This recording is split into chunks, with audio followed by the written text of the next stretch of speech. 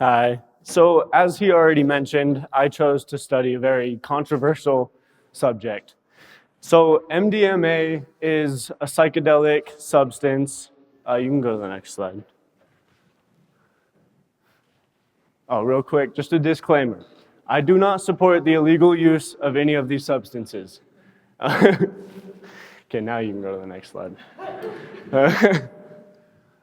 First, I'd like to play a little part of this video just to describe the people about to talk. They're victims of PTSD.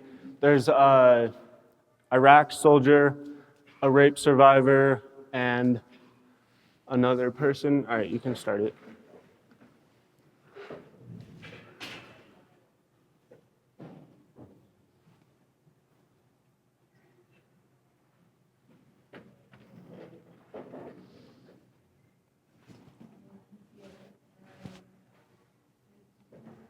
Wait, turn it up.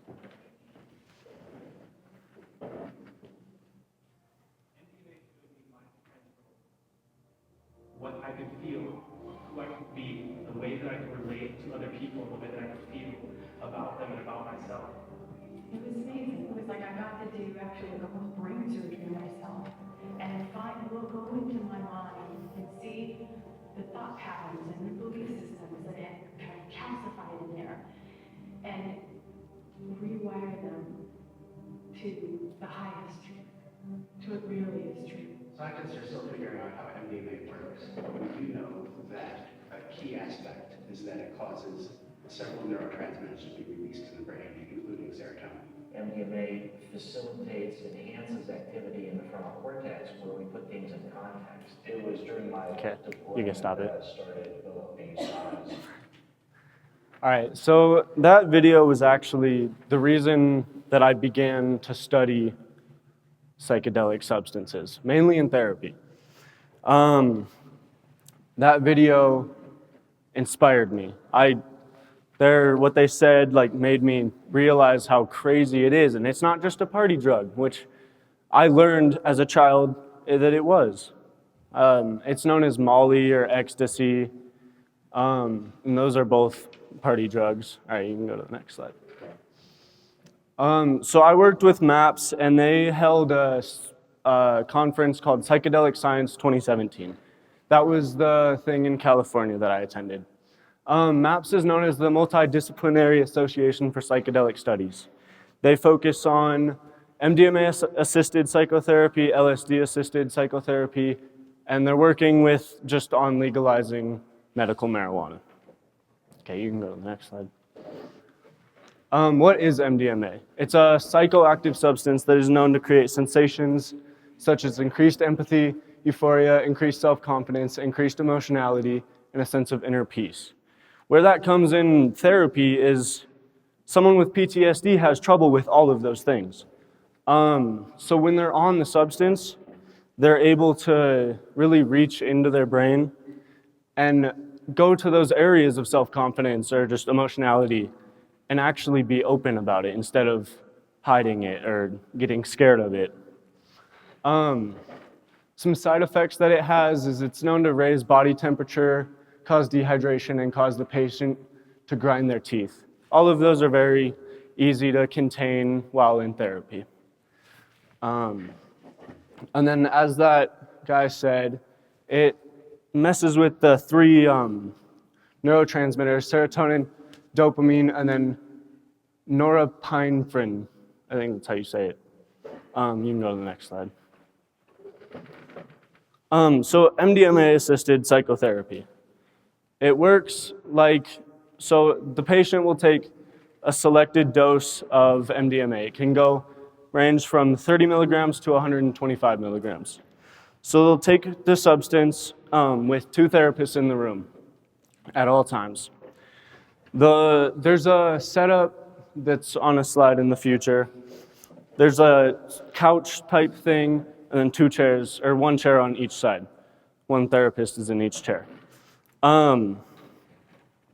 So for about 6 to 10 hours, it depends on the patient, they will sit in that room and let the patient speak about their trauma. They'll give them an opportunity to go get blindfolded and listen to music and just relax and get into their brain. You can go to the next slide. That's the setup that they are in. There's a chair on each side and the couch in the middle where the patient is. Next slide. So the therapy sessions work in intervals. There's one, the initial session, where they will take a select dose of MDMA.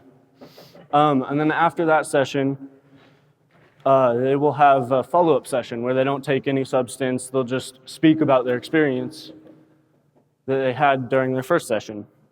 And then they'll have a second MDMA session they can choose the dose that they take. If they were uncomfortable with the amount this first time, they can change. And then they'll have another session where they don't take anything and they just speak about their experience, and then a third where they take MDMA. And then the last follow-up session, it ranges amounts of time, but this one in this study was 3.8 years. The 3.8-year follow-up, the results are incredible. You can go to the next slide. So these are the results.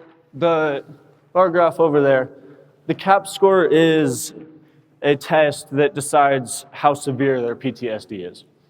Before the treatment, their scores were ranging in the 80s, which is very intense PTSD. During their, 2 months after their treatment, it was already down to 30, and that's permanent results. After 3.8 years, it kept going down to 20, which shows that the effects of the MDMA and the therapy sessions keep affecting the levels of PTSD that they actually have. That is one thing that I find amazing. That you don't have to continue taking substance like many antidepressants. Next slide. Why is this important? Well, I believe that the legalization of MDMA as a medical substance is essential because MDMA is much safer than antidepressants for the mind and the body. You don't have to stay on MDMA. You can take it 3 times, 2 times, and the effects continue to happen. As a child, I'm sure many of us learned that drugs are bad. I've thought that my whole life, until I saw that video. I thought MDMA was just a party drug that people took at concerts to enjoy their time and, I don't know, trip, I guess. But that video really sparked something in my mind that made me realize that it's not just a party drug. It's something that helps people get in with themselves and actually realize who they are. An estimated 7.8% of US citizens are diagnosed with PTSD every single year. With the legalization of medical MDMA, we may be able to save the lives of many, because many PTSD victims commit suicide. Ian, next slide. The long-term effects of MDMA. As of right now, there are very little long-term side effects.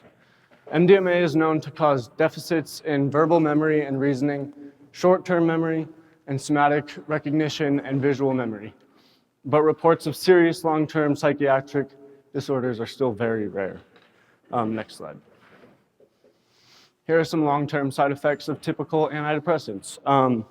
Constipation, drowsiness, sleep problems, weight gain, headache, upset stomach, dizziness, weakness, trembling, twitching, or unusual muscle movements, or sexual problems. And majority of those are long-term, and you have to stay on antidepressants until you cycle off.